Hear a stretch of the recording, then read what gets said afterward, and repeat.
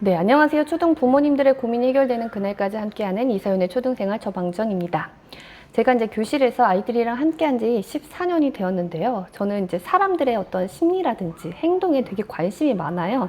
그래서 좀 관찰하는 거, 아이들의 어떤 행동이라든지 말이라든지, 그리고 아이들의 어떤 마음속에 무슨 생각이 있을지 이 관찰하는 거를 좀 좋아합니다. 그래서 처음에는 아이들이 하는 말, 겉에 드러나는 말을 더 많이 보게 되었다면은 시간이 지나면서 그 말의 진짜 마음속에 있는 것이 무엇인가에 대해서 더 생각을 하게 되죠. 교실에서 이렇게 봤을 때 좀 충격적인 사실을 발견을 했는데요. 오래전에 발견을 했어요. 근데 초처방에 사실 말씀을 드리기는 좀 어려웠습니다. 고민을 했었고, 근데 이제는 좀 말씀을 드리고 여름방학 때, 이번 여름방학 때도 다시 한번 생각을 해보시면 좋을 것 같아서 말씀을 드립니다. 어떤 것이냐, 우리 아이가 부모의 나에 대해서 어떻게 생각을 하고 어떻게 말하고 다닐 것 같으세요? 이제 교실에서 자기 부모님에 대한 이야기, 뭐 자기 가정에 대한 이야기 하잖아요. 물론 이제 말을 아예 안 하려고 하는 아이들도 있죠. 그러다 보니까 저는 이제 가족관계 그림 검사라든지 이런 것을 통해서 제가 10년 전부터 그 검사를 해왔거든요. 뭐 전문가는 아니지만 임상적으로 쭉 봐왔더니 좀 공통점이 보였고, 생각보다 많은 정보를 얻을 수 있었고, 그리고 그것을 통해서 좀 아이들의 마음을 알 수 있었기 때문에 이제 해왔던 거죠. 그런 식으로 알게 모르게 아이들의 마음속에 좀 침투해 나가려고 노력을 했었는데요. 이제 처음 그 아이가 부모에 대해서 생각을 하는 그런 유형을 생각을 해봤을 때 크게 세 유형이었다라는 것이죠. 자, 첫 번째는 뭐냐? 부모가 아이를 사랑하고요. 아이도 그것을 사랑이라고 느낍니다. 굉장히 건강한 사랑이죠. 부모가 주는 사랑이 자기중심적이라기보다는 받는 사람의 입장에서 생각을 해보는 사랑인 거죠. 아무리 사랑이라고 해도 받는 사람이 사랑이 아니면 그것은 자기 만족이잖아요. 그리고 두 번째는 부모가 아이를 사랑합니다. 하지만 아이는 그게 사랑인지 알지만 고통스러워요. 그리고 세 번째는요. 부모가 사랑을 하는지 안 하는지 사실 부모도 아이도 잘 몰라요. 예, 그러니까 무관심하거나 방치하거나 아니면 실제로 이제 때린다거나 이런 경우가 있어요. 네, 이게 뭐 때리는 것도 사랑해서 때리죠 라고 하지만 이제 세 번째로 분류하는 이유는 있습니다. 일단 아이들의 한번 반응을 통해서 묶어 놓은 거예요.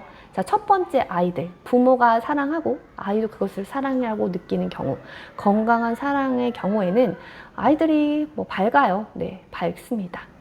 그리고 뭐 의욕적이죠. 그래서 가족관계 검사를 했을 때 밝고 뭔가 가족들이랑 함께하는 그림을 정말로 많이 그립니다.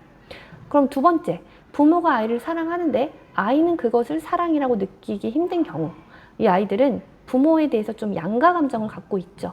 그래서 부모가 나를 사랑한다는 건 알지만 나는 힘들기 때문에, 고통스럽기 때문에 네, 조금은 힘들죠. 그러면 이 친구들은 좀 공격성이 잠재되어 있는 경우가 많이 있고요. 불만을 터뜨리기가 힘들죠. 눈치를 더 많이 봐요. 왜냐하면 수용된 경험이 그렇게 많지가 않기 때문이죠. 자, 그러면 이 건강한 사랑을 받은 아이들은 오히려 부모에 대한 불만을 건강하게 표현하고 토로합니다. 처음에는 엄마에 대해서 막 불만을 말을 했을 때 정말 저 엄마가 그렇게 힘들게 하나? 막 이렇게 생각을 했는데 보고 지켜보고 이야기를 하면은 네, 교사의 입장에서도 충분히 건강한 사랑을 주고받고 있는 모습이 보이는 것이죠. 아, 오히려 이게 건강한 소통과 통로가 이루어졌을 때 이 짜증이나 불만도 표현할 수 있는 거구나. 네, 그런데 이제 이런 양가적인 감정을 느끼게 해요, 부모가. 그러면 아이는요, 오히려 그 불만을 숨겨야 돼요. 왜냐면 나는 실제로 고통스럽고 힘든데 수용받아 본 적이 없고요. 근데 부모님이 나를 사랑한다는 걸 알죠? 그러면 이 아이는 보통 그 잘못의 화살을 나한테 돌려요. 내가 잘못해서 부모님이 그렇게 하신 거야. 그러다 보니까 공격성이 잠재가 되고 부모에 대한 실제 불만과 불편함을 표현하는 걸 오히려 힘들어 한다는 거예요. 그 다음에 세 번째, 부모가 아이를 사랑하는지 사실 잘 모르겠다라고 제가 묶어놓은 경우에는 이 친구들은 부모에 대한 어떤 공격성을 좀 극단적이고 아주 공격적이고 심하게 표현을 해요. 제가 굉장히 놀라고 충격을 받았던 아이들인 거죠. 실제로 엄마가 안 걸려서 죽어버렸으면 좋겠어요. 수업 시간에 말을 하면서 이런 말들을 하는 거예요. 그러면은 옆에서 애들이 깜짝 놀라요. 야, 어떻게 엄마가 나한테 그렇게 해? 진짜 근데 진짜 표정이 너무 진지한 거예요. 그리고 이렇게 또 말을 하죠. 이건 또 다른 아이인데요. 부모님 빨리 죽어버려가지고 유산 받았고 그 돈으로 나 하고 싶은 거 했으면 좋겠다. 네, 너무 충격적이죠. 가족관계 검사를 했을 때 실제로 엄마, 아빠가 뭔가 떨어져 버리는 그림, 죽어버리는 그림을 그리는 아이들이 있다는 거예요. 네, 정말 충격적입니다. 네, 저도 그런 그림을 보거나 그런 말을 듣거나 이렇게 했을 때 그 사실을 그러면 그 학부모님들한테 말할 수 있느냐? 말하기 힘들죠. 한 번도 말을 해본 적 없습니다, 사실은. 왜냐면 내가 뭔가에 대해서 문제를 느끼고 바꿔보자고 의식하고 상담을 가는 것도 힘들어요. 근데 가서 상담사가 말을 하는 것도 받아들이기 힘들어요. 그런데 아무 어떤 그런 인식이 없는 상황에서 그런 극단적인 말을 담임으로부터 듣는다? 근데 그것은 부정적인 마음이 담임으로한테 향할 수밖에 없고, 이게 내가 해결할 수 있는 문제인가에 대해서 제가 물음표를 스스로에게 던지게 되는 것이죠. 제가 교사로서 할 수 있는 것들을 해 나가고 뭔가 이렇게 다른 방향으로 이제 이야기를 드릴 수는 있겠죠. 하지만 이 극단적인 사실을 솔직하게 사실대로 말을 하기는 힘들죠. 네. 그렇기 때문에 저도 저희 아이가 저에 대해서 어떻게 생각을 할까? 물론 완벽한 부모는 없습니다. 어떤 부모든 아무리 잘하려고 해도 자식 입장에서는 서운한 게 생기고 원망스러운 게 생기는 게 사실 부모의 또 자리잖아요.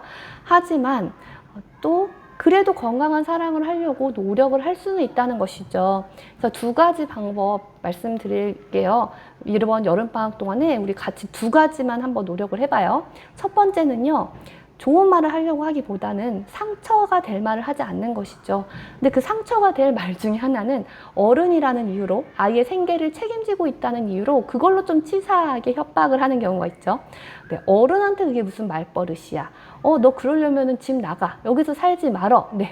이게 우리가 회사를 다닌다고 치면은 이제 우리는 뭐 옳은 의견, 내가 생각하기엔 정당한 의견이라고 말을 했어요. 그런데 윗사람한테 그게 무슨 말버릇입니까? 그러려면 회사 때려치십시오. 이렇게 하는 거랑 똑같다는 거죠. 어떻게 할 수 없게 무기력한 상황을 만들어 버리는 것입니다. 네, 그 다음 두 번째. 그렇다고 해서 아이의 모든 것을 받아주는 게 건강한 사랑은 아니잖아요. 받아줄 건 받아주되 또 지도할 건 지도해야 되죠. 제가 강의를 갔을 때 선생님 그러면 초등학교 때 이거 하나만큼은 길러줘야 된다. 하나만 꼽으라면 뭘 꼽으실 것입니까? 라는 질문을 받았어요. 저는 거기서 자율성이라고 말씀을 드렸습니다. 7, 9세 독립보다 중요한 것은 없습니다에 제가 자율성에 대해서 조금 더 자세하게 말씀을 드렸는데요. 내가 스스로 판단할 수 있는 힘을 길러가면서 훈련해 나가는 것이 바로 자율성이고 내가 지켜야 할 것, 배워야 할 것을 규칙으로 정해요. 근데 그 규칙을 정할 때 부모가 일방적인 것도 아니고 아이가 마음대로도 아니고 그것을 어느 적정한 선에서 같이 이렇게 합의해서 정해 나가는 것이죠. 그리고 그걸 지켜나갈 수 있도록 책임져 나갈 수 있도록 지지하고 유도하고 격려하는 것이 바로 자율성을 기르는 것입니다. 그래서 이번 여름방학 때 반드시 지켜야만 하는 거. 우리가 이번 여름방학을 어떻게 보내야 될지 뭐 이런 것들 아니면 평소에 내가 이것만큼은 지켜야 하는 거 이런 것들을 규칙으로서 말을 하고 함께 지킬 수 있도록 이 자율성을 기르는 것을 또 도와주셨으면 좋겠습니다. 그래서 상처되는 말 하지 않고요. 감정은 받아주되 이 행동에 있어서는 자율성 기르기를 통해서 규칙을 정하고 지도해 나가는 거. 네, 이거를 해 나가면서 이제 물론 우리가 이렇게 한다고 해서 아이가 느끼는 감정은 몰라요. 하지만 노력하면 또 알 거예요. 건강한 사랑을 할 수 있도록 도와줍시다. 그러면 우리가 이렇게 계속해서 한다고 해서 이제 뭐 두 번째 사랑, 세 번째 사랑이더라 하더라도 아이가 나중에 커서 그래 우리 엄마 아빠가 무지해서 날 사랑했지만 잘 몰라서 그랬어 라고 깨달을 날이 있을 수도 있고 그것에 대해서 나중에 다시 생각을 한 날이 있을 수도 있어요. 하지만 그렇게 생각을 못할 수도 있고요. 그 세월이 너무 길 수도 있다는 것이죠. 최대한 1번의 건강한 사랑을 하기 위해서 노력하는 과정이 또 부모가 되어서 성숙해 나가는 과정이라고 생각을 하고요. 그 다음에 그러면 공부에 있어서는 이 첫 번째, 두 번째, 세 번째 사랑의 차이가 있느냐라고 물어보신다면, 물론 이 건강한 사랑을 주고받을 때 이 공부 정서가 튼튼하고 이 지지 어떤 토양이 이제 튼튼하다라는 것은 당연히 아실 거예요. 물론 두 번째 사랑, 세 번째 사랑에서도 잘하는 아이들은 있어요. 그래서 우리 스카이캐슬 옛날에 그 드라마 보면은 마지막에 서울대 의대 합격하고 나서 자기가 스스로 목숨을 끊는 그런 장면이 나오잖아요. 두 번째 사랑, 세 번째 사랑인데도 결과가 좋았지만 결국에는 마지막에 그렇게 만들어버리는 것이죠. 근데 그 확률은 당연히 의욕적으로 건강하게 공부를 하는 확률은 우리가 첫 번째 사랑을 했을 때죠. 그래서 우리가 공부 정서를 위해서도 바로 이것만큼은 꼭 생각을 하시고 우리 아이와 함께 시간을 보내셨으면 좋겠습니다. 네, 오늘 영상 시청해 주셔서 감사하고요. 다음 영상에서 뵐게요. 안녕히 계세요.